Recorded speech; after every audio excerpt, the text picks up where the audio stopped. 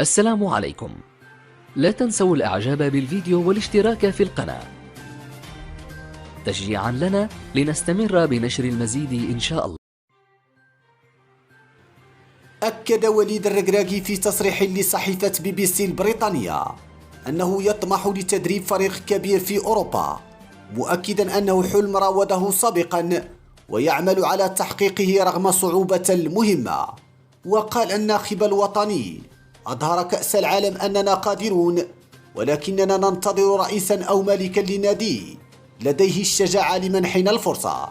لسوء الحظ الأمر معقد دائما عند المدربين الأفارقة في أوروبا، هناك نقص في الثقة. وشدد الركراكي على ضرورة إحكام المنتخب المغربي السيطرة على إفريقيا لكي يستطيع أن يسيطر على العالم. علينا أن نكون فائزين دائما، علينا أن نتشرب هذه الروح الانتصارية.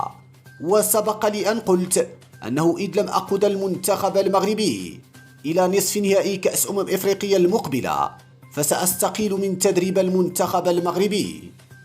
شكرا على حسن المتابعة.